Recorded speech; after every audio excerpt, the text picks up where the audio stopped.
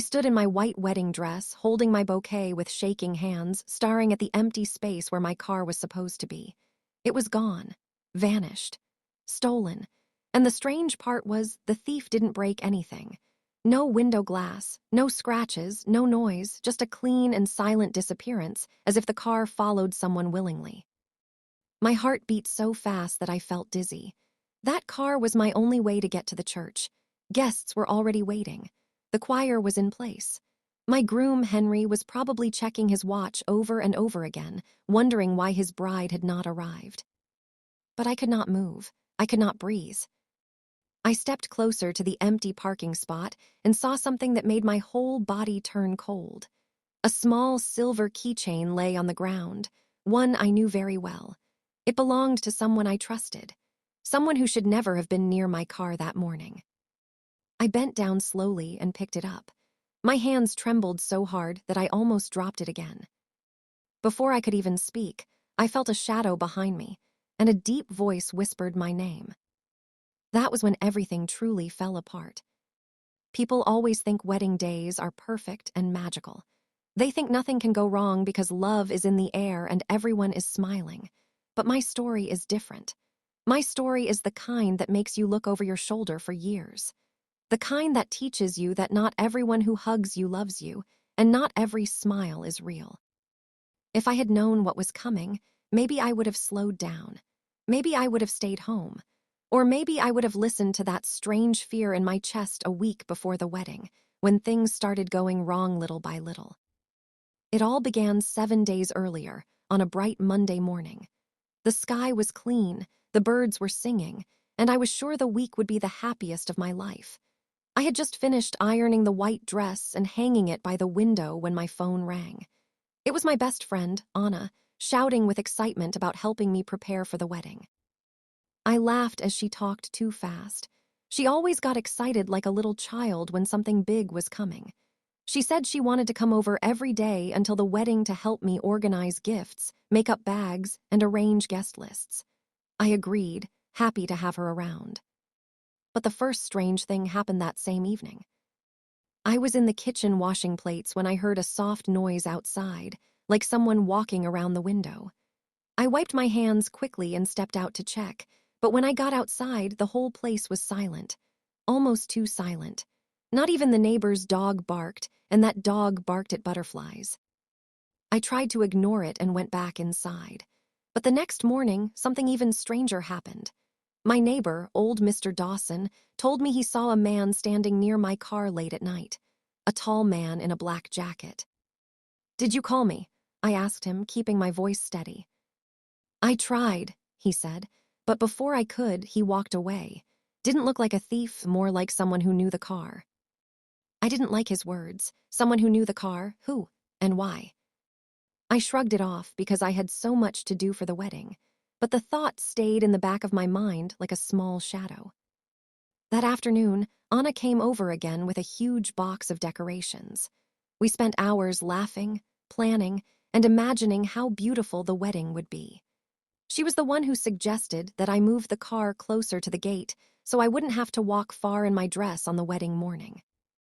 I didn't know that simple suggestion would become the start of my biggest trouble.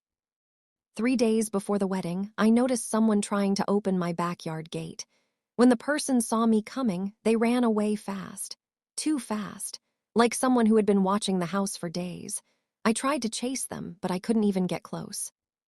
My heart began to feel heavy, but I kept telling myself I was just stressed. Everyone gets nervous before big events. Everyone sees shadows when they are tired. And yet, I kept seeing that dark jacket in my dreams.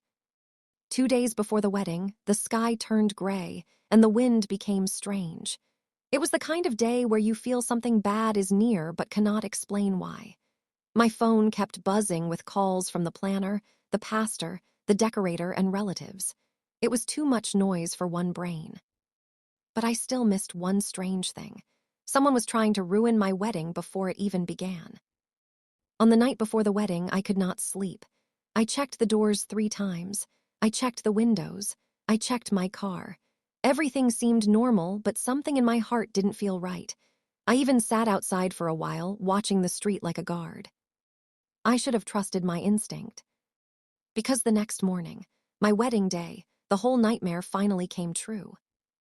I came outside with my bouquet in hand, humming a happy song, ready to step into my car, but the car was gone. Not just gone, stolen without a sound. And on the ground lay that silver keychain that belonged to someone I loved deeply. Before I could even scream, I felt that shadow behind me, a tall figure, a familiar voice. I turned around slowly, my heart pounding so loud I could hear it in my ears. And standing right behind me was Henry, my groom, the man I was supposed to marry in less than an hour. He was breathing hard, his face pale, his hands shaking like he had run all the way from the church. "Emily, we need to talk," he said. For a moment, I couldn't even speak. My brain was still stuck between the missing car, the silver keychain on the ground, and now Henry's strange, frightened face. Why are you here?" I whispered. He swallowed hard. "Because something is wrong, something very wrong, and I think you're in danger." My throat tightened. "You think I'm in danger? Henry, my car is stolen. How am I supposed to get to the church? And who?" He cut me off, grabbing my hand gently but urgently. "Listen to me. I didn't come to rush you. I came to warn you. I saw someone leave this street. Someone I never expected to see near your house." The wind blew softly across my dress, but my skin felt cold. "Who?" He opened his mouth, but before he could answer, his phone rang loudly. He glanced at the screen, and the color drained from his face. Without saying a word, he stepped aside and answered it. I couldn't hear the words on the other side, but Henry's reactions told me enough. Fear, confusion, anger, and something else, something he was hiding from me. When he ended the call, he looked at me with eyes full of worry. "We have to leave here, Emily, right now." "But the car." "We don't need the car. I just need you safe." My heart felt heavy. "Safe from who, Henry? And why was your keychain under my car?" His jaw tightened. "That's not my..." Before he finished the sentence, a loud bang echoed down the street. Henry spun around. I froze. Another bang, louder, like something hitting metal, hard. We both turned toward the sound and saw a black van speeding away around the corner. The same black van I had seen 2 nights earlier near my backyard. The same van Mr. Dawson said he saw near my car. The same van that made my heart uneasy all week. Henry's voice cracked. "Emily, that van was parked behind the church this morning." My breath caught in my throat. "What does that mean?" I whispered. He shook his head. "I don't know yet, but someone has been following you. Someone has been watching you for days, and the wedding, your car, everything that happened, it's connected." My legs felt weak. I leaned against the wall to stop myself from falling. Henry stepped closer and held my arm. "There's something I need to tell you, something I didn't want to say before the wedding because I thought it was nothing. But now..." He stopped. His eyes shifted past my shoulder. I turned slowly. And that's when I saw her. Anna, standing at the end of the driveway. Her face blank, her hands behind her back, her eyes fixed on us, unblinking. Something about her felt wrong, too calm, too still. Henry whispered, "Emily, don't move." But Anna took one step forward. Then another. And another. My whole body shook. Finally, she spoke, her voice low and cold. "So, you finally know something is happening." I stared at her, my heart sinking deeper than I thought possible. "Anna," I whispered, "what are you doing here?" She smiled, a slow, strange smile that did not reach her eyes.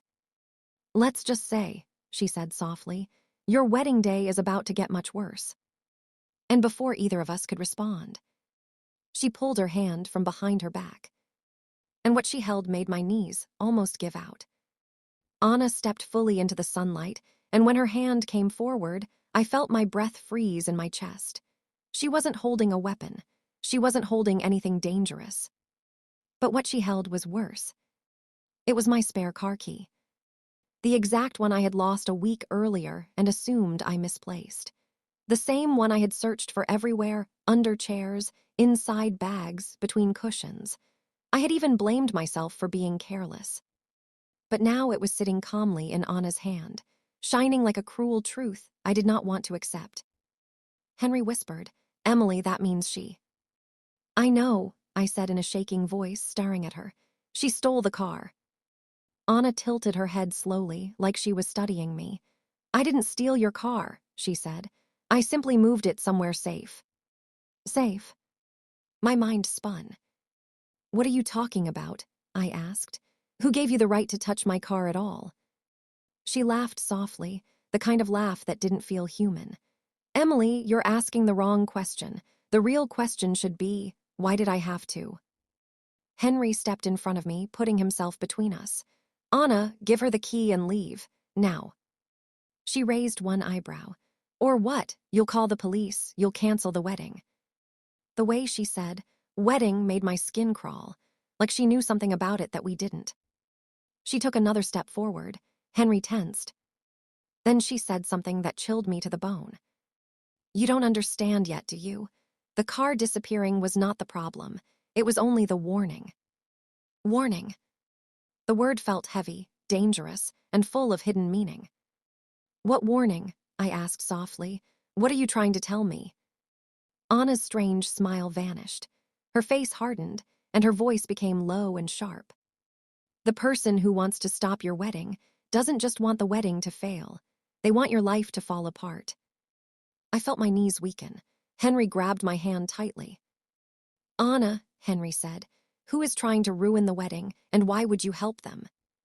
Her eyes flicked to Henry. "I didn't help them. I tried to stop them. But you too, you don't listen. You don't watch your surroundings. You don't notice danger even when it sleeps outside your window." My heart dropped. "You mean someone has been coming close to the house?" She nodded slowly. "That black van you keep seeing, the tall man in the jacket, the footsteps, the noises, that wasn't me, that was Henry, that wasn't your neighbor." She paused. "Someone has been tracking you for weeks." A cold shiver ran through my whole body. "Why?" I whispered. "Who would want to hurt me?" Anna took a deep breath like she was preparing for something heavy. Then she looked at Henry. "Tell her," she said. "Tell Emily the truth you've been hiding." Henry's grip on my hand tightened. "Anna, don't do this." "No," Anna said sharply.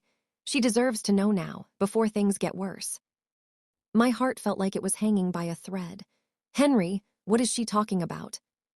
He stepped back, rubbing his forehead, trying to control his breathing. "Emily, I wanted to tell you after the wedding. I didn't want to destroy our big day. I thought maybe the danger had passed." "Danger," I repeated. "What danger?" He lifted his eyes to mine, full of fear.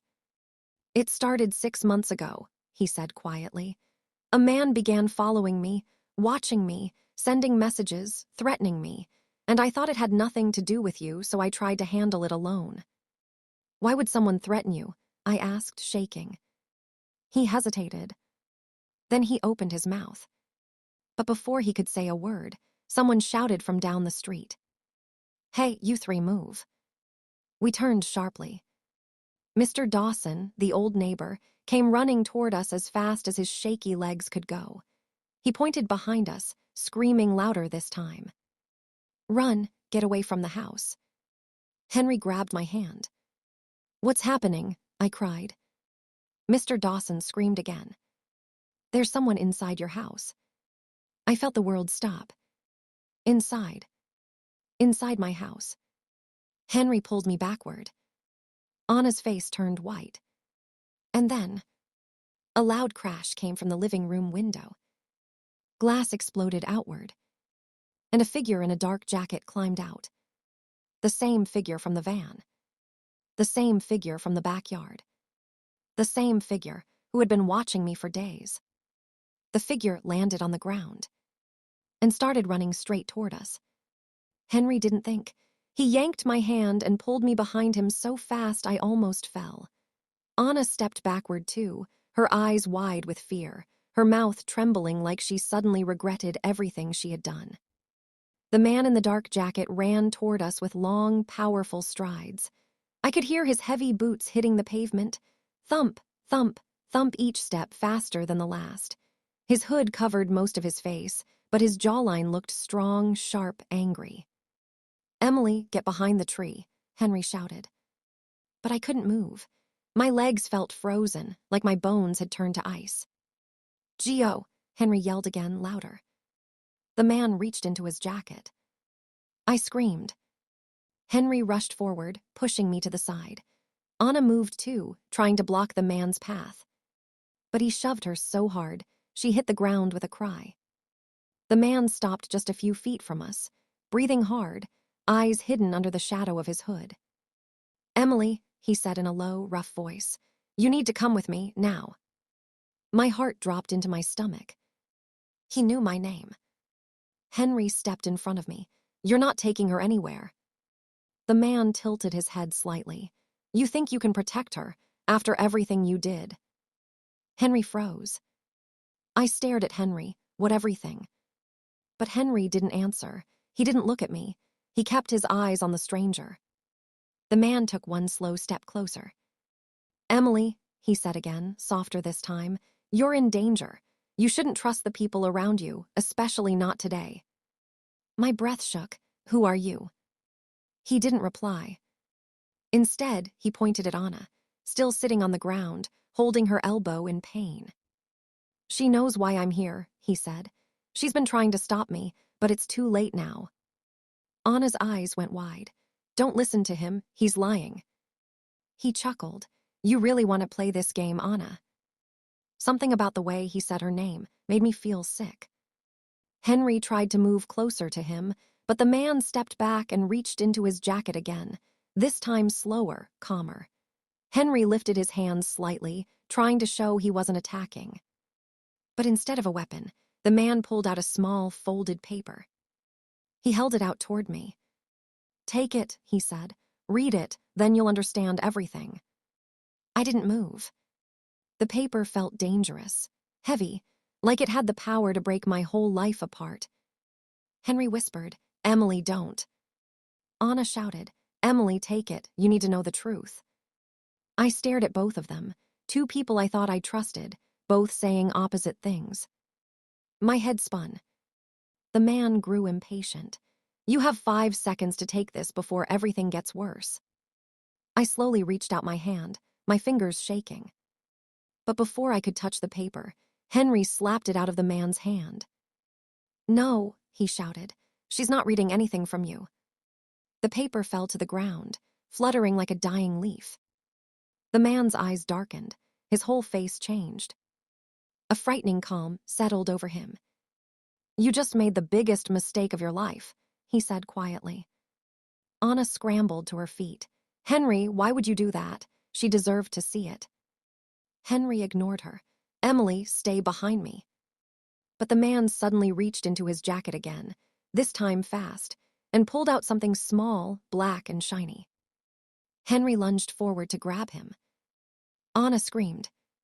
And right as the man raised the object into the air, a police siren wailed down the street. The man's head snapped up. He cursed under his breath.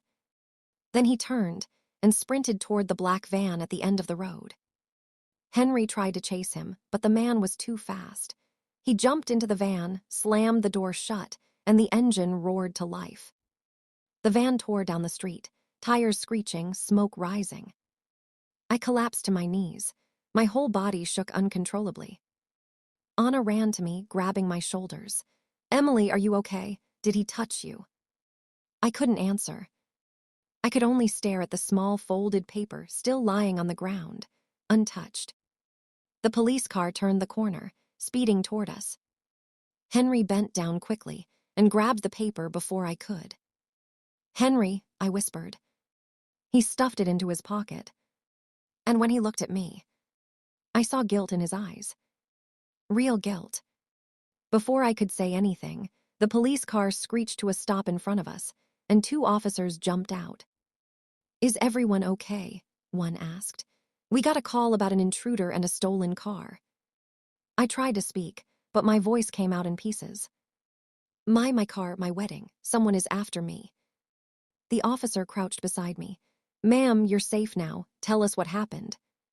But before I could answer fully, before I could explain anything. Anna whispered in my ear, so quietly only I could hear. "Emily, I know who that man is." I turned to her, eyes wide. "Who?" I asked shakily. Anna swallowed hard. And the name she said next made my whole world stop. I never imagined that a single morning, my wedding morning, would tear open so many secrets that had been hiding quietly behind the people I loved. When Anna whispered the name of the man in the dark jacket, everything inside me felt as if it cracked. She told me he was Daniel, Henry's older brother, a brother Henry never mentioned, a man who had disappeared years ago after a terrible family fight that broke their home apart. I felt anger, hurt, confusion, and fear all at once. Why did Henry tell me he had a brother? Why did his brother want to stop our wedding? Why was my car stolen? Why was my house watched for days? Why did everyone seem to know something except me? While the police asked questions, Henry stood there silently with the paper still in his pocket, hiding answers he didn't want to give. Anna trembled beside me, apologizing over and over, saying she only took the spare car key because she wanted to protect me from a danger she didn't fully understand. I wanted to scream. I wanted to cry. But instead, I sat quietly and listened. When the police left, Henry finally sat in front of me, his hands shaking. For the first time, he looked like a man carrying a mountain on his shoulders. "Emily," he said softly, "Daniel isn't a bad person. He's just angry at me, angry at life, angry at the world. Years ago, he made mistakes, big mistakes. He blamed me for things I didn't do, and I blamed him too. And then he left. I thought he would never come back. But he did come back. And he came back on my wedding day." Henry slowly removed the folded paper he blocked me from reading earlier. His voice broke as he explained that it was a letter from Daniel, a letter saying that he believed Henry was making a terrible mistake, that our wedding would lock Henry into a future he wasn't ready for, that I was too good for him, and that Daniel would not let the wedding happen until Henry told me the truth. But the truth Daniel wanted Henry to tell me wasn't something evil. It was something painful, something Henry was ashamed of. Henry finally confessed. Years ago, before we met, he almost lost everything because of a wrong business decision. Daniel had tried to help him, but it ended in a misunderstanding that tore them apart. Henry feared that if he told me about his past failures, I might think he wasn't good enough for a life with me. So he hid it, buried it, pretended it never happened. But Daniel believed secrets destroy marriages. And even though his method was wrong, his intention was twisted by what he thought was protecting me. I cried, not because Henry had a past, but because he didn't trust me enough to tell me. Because everyone had tried to protect me in the wrong ways. Because all of this could have been avoided if honesty had been the foundation. Anna apologized again for taking the spare key, thinking she was saving me. Henry apologized for hiding things. And I sat there, holding both anger and love together in my heart. Later, I decided to go to Daniel myself. I wanted answers straight from him. When I found him hours later sitting alone beside the river, he looked tired, tired of running, tired of fighting, tired of trying to force the world to go the way he wanted. He looked at me with sad eyes. "I didn't want to hurt you," he said. "I only wanted to stop you from walking into a marriage built on secrets." I didn't shout. I didn't cry. I simply sat beside him and said, "You don't protect someone by breaking them." He bowed his head. "When people love someone," I continued softly, "they deserve the truth, but the truth should never be delivered with fear." We talked for a long time. He admitted he should never have followed me, scared me, or touched my car. He agreed to turn himself in and let the police settle things properly. He promised to talk to Henry and try to fix their broken relationship. When I left Daniel that evening, the world felt quieter. My heart still hurt, but there was something new in the air, something like healing. Henry and I decided to postpone the wedding until we rebuilt the trust that had been shaken. We agreed that marriage without honesty is like a house without a foundation. It will fall the moment a storm arrives. Anna promised to earn back the trust she lost. And the next day, my car was returned to me, untouched, perfectly safe, like a symbol that although things had gone off track, they could be made right again. My wedding day was not perfect. In fact, it was nearly ruined. But in the chaos, I learned something far more valuable than a beautiful ceremony. I learned that every relationship, friendship, family, or marriage must be built on truth. Not half-truths, not secrets, not pretending, but pure honesty. Because secrets grow into storms and storms tear everything down. I also learned that danger does not always come from strangers. Sometimes it comes from people who think they are protecting you by making choices without you. And sometimes love becomes twisted when fear takes over. But I learned something else too. I am stronger than I ever knew. I can survive fear, confusion, heartbreak, and betrayal. I can stand up when everything tries to push me down. And I can move forward, even after the worst day of my life. So maybe my wedding day wasn't perfect, but my story became powerful. And now, when I look back, I don't see just the stolen car or the fear or the secrets. I see a lesson that will stay with me forever. Perfect days don't teach us anything, but imperfect days, they shape who we are.